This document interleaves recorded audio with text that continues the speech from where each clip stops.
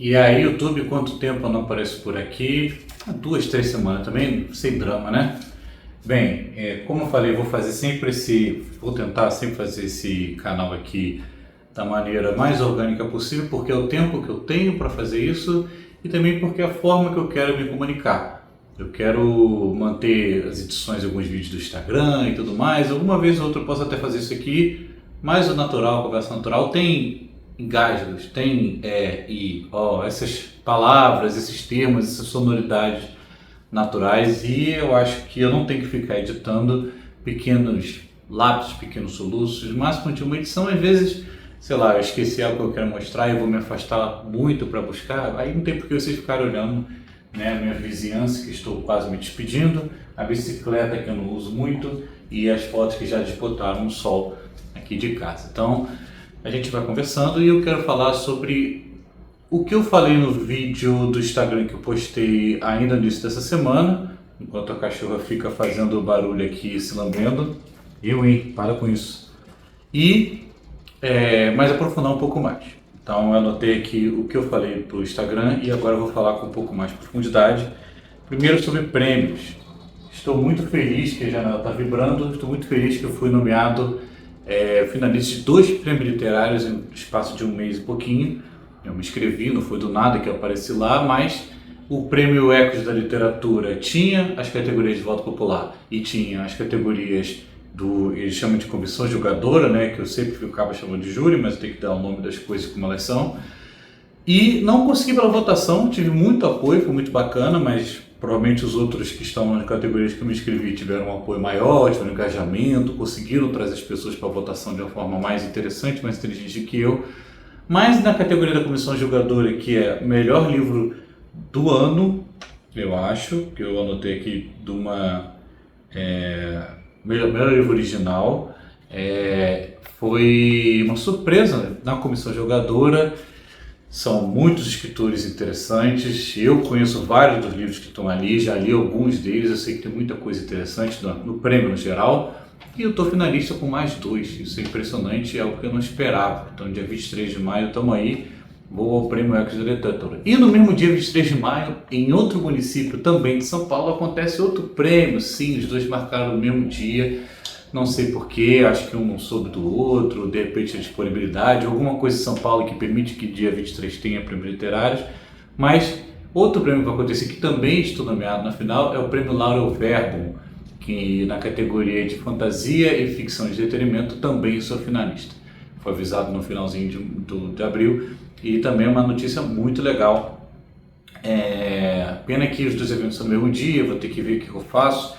Provavelmente vou no Ecos, porque a galera da minha editora vai estar lá, vai participar, e eu não posso não ir junto com o pessoal da minha editora. Então, provavelmente vai ser isso, já comprei até os ingressos para garantir, e infelizmente vou perder lá o verbo. E pode acontecer coisa muito interessante, eu posso ganhar os 2, posso ganhar nenhum, posso ganhar em um estando em outro que eu perdi, ou eu posso ganhar no que eu estou e perder no outro. Um monte de coisa pode acontecer. Mas é divertido. Prêmios literários são muito interessantes. Não podem definir, né, a sua jornada literária, mas são marcadores de valorização da literatura e do seu livro quando você está lá. Ser finalista já do meu segundo livro, mas o primeiro livro com uma editora com uma estrutura mais tradicional já é impressionante para mim, então isso é muito legal no geral. No geral já é muito interessante. Outra coisa que eu notei aqui, Bienal do Livro, não vai ser só esse Egotrip não, mas são notícias. Documentei tudo da Bienal nas minhas redes sociais de vídeo e de foto. Eu sugiro sempre para o Instagram, porque lá eu consigo fazer essa conjuntura de assuntos com mais facilidade. Eu tenho mais traquejo, quero fortalecer meu TikTok, mas eu sugiro que você vá lá para o Instagram. Que eu botei as fotos principais de turismo, de eventos, de pessoas, de encontros, e os 3 vídeos lá. Inclusive um dos vídeos foi sobre esse adesivo aqui, que é o livro escrito por humano, que um IA cortadinho aqui, e tinha outro que acabou, que era esse IA e um robozinho com cara de ferrado, assim, chorando. Por que eu botei isso? A gente está vivendo, um bom assunto para fazer um outro vídeo aqui, está vivendo um boom de tudo feito por IA. Um exagero, assim, uma necessidade de valorizar, e acaba que as pessoas não querem perder o rumo, e aí acabam acompanhando tudo que está por IA. Daqui a pouco vai ter o morango do amor, sabor Labubu, sabor energético de A, sei lá, algo assim, porque tudo que coloquei no nome pode ser mais caro, gera mais ações, gera mais valuation, gera mais valorização. Então, e no mercado da arte existe toda a problemática de como essas IAs aprenderam a fazer arte, sendo que é uma atividade propriamente humana pela sua natureza de expressão e de conexão, mas muitos livros estão sendo escritos apesar dessa natureza problemática de como eles aprenderam e a natureza problemática do que eles cospem ali, do que eles oferecem. Apesar disso tudo, é claro que o mundo está sendo dado por artes feitas por IA e no nosso mundo literário a inteligência artificial está tomando de todas as formas, né? Seja na capa, na diagramação, na revisão ou no próprio conteúdo. E desculpa, se você é escritor que pede para a IA fazer um negócio e a IA produz um livro para você, é um chefe de cozinha que apenas serve o prato para o cliente. Ele não conhece a produção, ele não domina a produção, ele não sabe meter a mão na produção, ele não mete a mão na produção. Ele só fica na porta, pega o prato e entrega. Qual é a graça? Tu acha que vai fazer dinheiro com literatura? Atenção! Mas enfim, a Bienal de Salvador foi muito legal, foi muito interessante. Eu fiz esse adesivinho, entreguei caderninho para os primeiros compradores, acabou rapidinho, foi muito legal. Minha primeira oportunidade abordando pessoas para conhecer o meu livro é algo que não é natural para mim, nem um pouco. Aprendi muito, começou numa quarta e só um sábado eu comecei a entender o que eu estava fazendo. Foi um aprendizado muito complicado para uma pessoa que não gosta de ser abordada, mas eu entendi que existem formas de abordar, tipos de abordagem, pessoas a serem abordadas. Então, assim, hoje eu levo um pouco mais de naturalidade até eu ser abordado. Por quê? Como é que separa uma pessoa na Bienal para ela prestar atenção no seu livro? Tem um monte de forma. Você aprende um brinde, aprende a fazer uma frase chamativa, aprende a aproveitar a oportunidade quando a pessoa está manipulando o seu livro. Você tenta respeitar o espaço dos outros colegas escritores que também estão fazendo isso. Você espera que eles respeitem seu espaço. Você espera respeitar o espaço da jornada do leitor, pegar o livro, tocar, ler a sinopse, olhar a capa de novo. Se estiver aberto, você folhear, ver se a leitura é gostosinha. Tudo isso aí faz parte desse nossa experiência como leitor, e eu como escritor vou sempre tentar respeitar isso. Então cada um tem sua abordagem, cada um tem sua jornada. Eu não esgotei, foi minha primeira experiência e eu só tive sábado, domingo e terça sabendo o que eu estava fazendo e eu achei o resultado muito bom. Mas não é sobre números apenas, eu acho que é sobre pessoas que conheci, e as pessoas que eu vi de um livro, outras pessoas que levaram meu marcador com os primeiros capítulos, pessoas que eu troquei ideia, a gente se seguiu nas redes sociais, são o produto final de eu estar ali no meu escritório escrevendo dias e dias. O produto final é você ter essas conexões e a pessoa gostar da ideia e a pessoa fala, eu vou ler, ou algumas pessoas lá já tinham lido meu livro digital, foram me encontrar e contaram mais profundamente como foi a experiência. Isso foi maravilhoso, esse ao vivo, esse contato é uma coisa diferenciada. Eu acho que esse é o produto final verdadeiro da literatura. E outra coisa sobre a Bienal foi os encontros, muita gente legal, muita gente do nosso mundo literário, desde influenciadores, gente do mercado, outros escritores, leitores, profissionais do mercado ali, sem ser só mercado de produção literária, mas pessoas do entorno, e o pessoal da minha própria editora, que também foi muito legal. 99% de todas as interações nesse evento foram fantásticas, inclusive algumas menções honrosas aqui. Menção honrosa a coxinha de caldo verde. Pois é, tinha coxinha de caldo verde lá que eu não acreditei na Nath, me falou que era muito boa. A Natália, que é a autora do 7 centímetros, o livro que me fez mais ter vontade de chorar no ano passado, Natália Marques. Isso é um destaque, essa coxinha que era realmente muito boa. Destaque também para o painel sobre o livro-jogo, me deu vontade de fazer parte de um processo desse, com a Kali, com o Lucas e com a Karen, o Lucas e Karen, a pessoal da Jambu, foi muito legal. E nesse evento eu tive um destaque maravilhoso, que foi o meu alongamento, que talvez pelo desgaste desses dias aí, dormindo num colchão diferente, travesseiro diferente, avião e tudo mais, que eu consegui uma contratura no trapézio, uma contratura que até esse movimento dá choque, mas que eu estou tratando há 2 semanas e ainda assim não está 100%. Mas eu faço questão de destacar esse participante incrível da experiência Bienal. Outra coisa importante, interessante aqui, antes de eu falar do último assunto, foram os livros que eu trouxe da Bienal e vou adicionar o bônus, um book haul, é esse o nome? O bônus de uma coleção que eu recebi também, que eu acho muito importante falar dela. Primeiro, na Bienal, eu comprei pouco, eu comprei muito pouco e eu fiquei um pouco orgulhoso disso, inclusive. Primeiro, lá da Logos, eu comprei isso aqui, que é os Engastes da Sabedoria Ibn Arabi, que vem até com um livreto de orientação do estudo. Ah, por que você comprou esse livro? Porque eu estou querendo entender bases filosóficas de outras regiões. Apesar do meu jeito meio brincalhão, de escrever ficção de entretenimento e tudo mais, eu gosto muito da filosofia. Para o Condenação da Memória, eu fui atrás dos existencialistas principais, eu passei do Sartre ao Kierkegaard, passei por Martin, ao nome do personagem Heidegger, passei pelos filósofos que criticavam o existencialismo, passei pelo Panóptico de Foucault, Jeremy Bentham, então gosto desses estudos. E eu acho que me falta bagagem oriental, seja aqui, né, que é uma filosofia voltada para o mundo árabe. Não sei exatamente se assim, aparentemente é ligado com o Islã, mas eu gostei muito da sinopse que me foi passada e do livreto de estudo. Mas esse é o livro que eu trouxe de não ficção.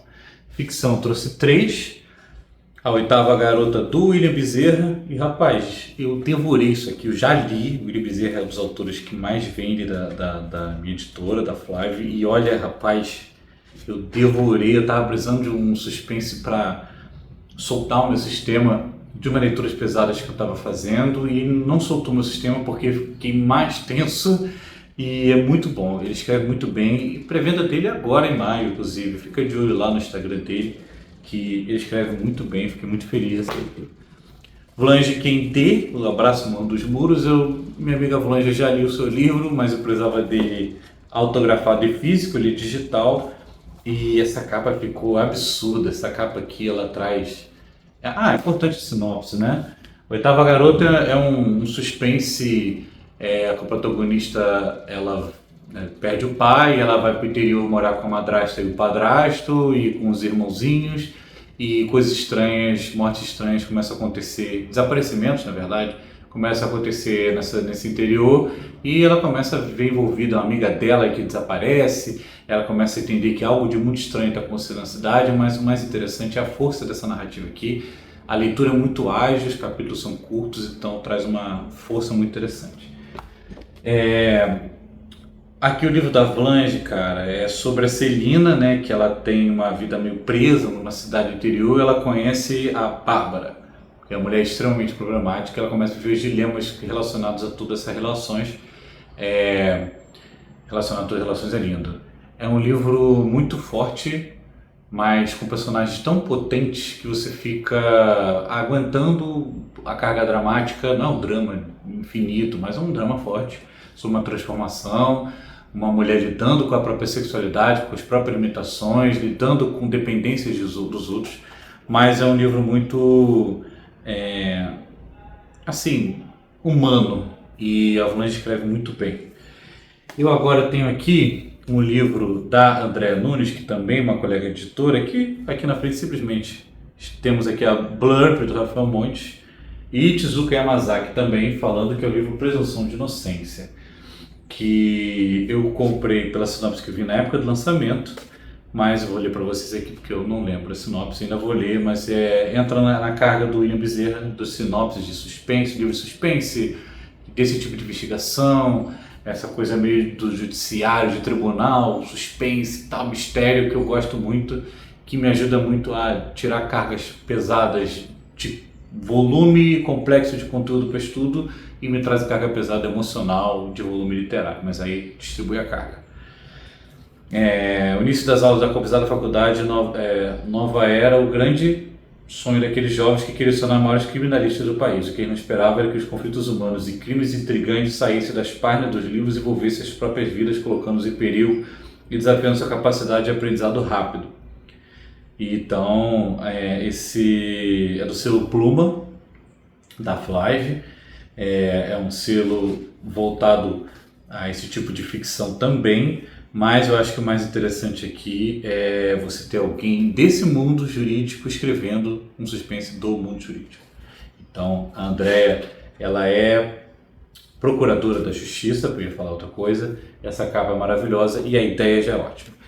E eu ganhei do meu amigo Pedro, e agora eu vou mandar esse vídeo para ele, e agora ele vai entender minha confusão. Ele me deu esses 3 primeiras edições da coleção dele de HQs, que será em 6, da coleção Oxóssi, que mistura essa coisa da violência urbana com ancestralidade, religiosidade de matriz africana, com traços incríveis. Pô, olha isso. Cadê essa página que eu abri aqui? Olha isso aqui. Pô, tá brincando, cara. Eu entendo que seja a história do Pedro e a ilustração do Charles Mizan, espero que seja isso. E eu falei pra ele, cara, eu acho que já tem um HQ sua. E ele falou, qual? E me mostrou as 3. Você comprou a 4? Eu falei, não comprei a 4, eu não sabia que estava saindo a 4, eu já sabia de 3. Ele, qual que você comprou? E eu fiquei perdido, porque qual o certo? Você compra a primeira unidade do livro, gosta e compra as próximas. Mas o que aconteceu? Eu fiz o apoio do terceiro. Então aqui, Pedro, eu tenho o terceiro. Eu não lembro de ter o terceiro porque eu não li o terceiro esperando a oportunidade de comprar o primeiro e o segundo. Aí ele ficou ali junto com os HQs, as poucas HQs que eu tenho aqui em casa, eu não tinha o que fazer. Eu tinha que esperar a oportunidade. Agora que eu tenho os 3, eu vou ler, e esse aqui eu vou passar esse problema de só ter o 3 para outra pessoa, porque eu não sou bobo. Antes de terminar esse book haul, que acho que é o nome desse troço que eu estou fazendo aqui, eu quero mostrar uma coleção tipo aqui de grandes amigos literários, mas não é pela amizade não. A maioria aqui eu conheço a escrita já, e a ideia é fantástica. Desculpa, não foi de propósito, mas a coleção fantástica com K é uma coleção de livretos de ficção de entretenimento, cada um com sua temática, com escritores diferentes, baseado na ideia da acessibilidade do consumo literário. Acessibilidade na produção, no preço de produção e distribuição deles por parte dos autores, e na acessibilidade do leitor comprar livros que não é pelo tamanho, que não tem qualidade. Eu, sinceramente, eu acredito que sejam maior que conto, eu acho que pelo tamanho seja o nível do que a gente chama de novela, que é um tamanho intermediário entre conto e romance.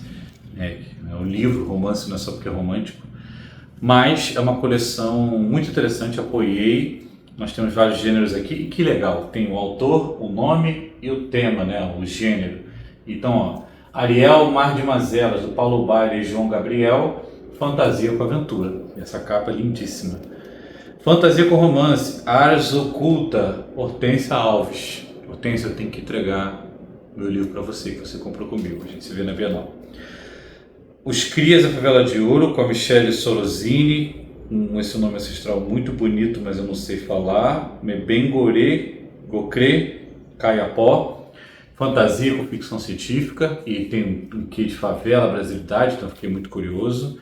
Fantasia com mistério, Guardiães da Trama, Karine Canal, do podcast Papo na Estante, mas também uma escritora muito elogiada pela sua literatura, e finalmente vou ler alguma coisa dela.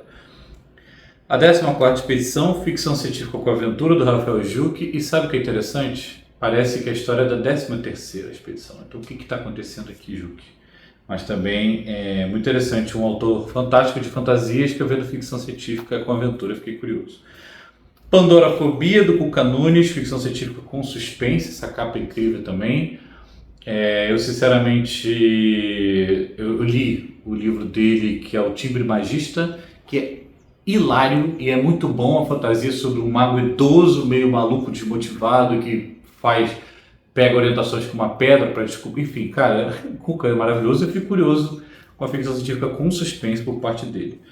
E por último, não menos importante, Rodrigo Pontes, do ficção científica com mistério, Acidente de Pinheiros. Fico curioso também, que ficção científica com mistério me gusta. Então, depois de trazer todo esse book haul, eu nem sei quanto tempo eu estou falando aqui, último assunto, eu estou só aprofundando o que eu falei no Instagram, mas tudo bem. O último assunto para a gente voltar para o YouTube aqui é o meu próximo livro, 2063, Estado Artificial, uma história de distopia cyberpunk no Brasil, passado em 2063, só o nome já entrega, Estado Artificial, o seu estado de estar, o Estado como país, inteligência artificial, essa combinação de palavras que um dia eu vou contar como esse nome foi construído, mas é o meu livro que vem aí pela editora Flávio também, para venda em julho, mas eu estou muito animado, muito feliz, porque finalmente eu passei pela revisão do editor. Recebi o feedback dele, são 33, 34 mil palavras, então recebi mais ou menos 33, 34 mil sugestões para melhorar o texto, não estou exagerando, foi bem equilibrado, 10 a 15 sugestões por capítulo aí, isso é muito bom, acredito em mim, isso é muito bom, uma sugestão de um editor qualificado como o Viltor Reis, você receber só esse número de sugestões, então eu fiquei muito feliz, 90% das sugestões foram sugestões muito óbvias que melhoraram meu texto, 5% discussões ali que seriam importantes, que eu decidi se fazer uma terceira forma, e 5% coisas que eu preferi manter, às vezes por estilística, por linguística, por símbolos, ou até por um easter egg. Às vezes é um trecho de uma música que eu quero deixar lá para quem descobrir, por exemplo. Enfim. Então, foi muito bom, mandei isso ontem e dá até um alívio. Ainda tem outras revisões para chegar para mim, aí a gente ainda pode ter que se debruçar sobre esse texto, mas ele deu mais um passo para a produção dele e daqui a pouco começa a campanha de pré-venda e vou encher o saco, mas isso fica para a próxima, tá bom? É isso, eu não quero me aprofundar muito mais em muita coisa agora não. Eu quero descansar um pouco a minha contratura, botar uma bolsa de água quente e pagar o imposto de renda. Valeu!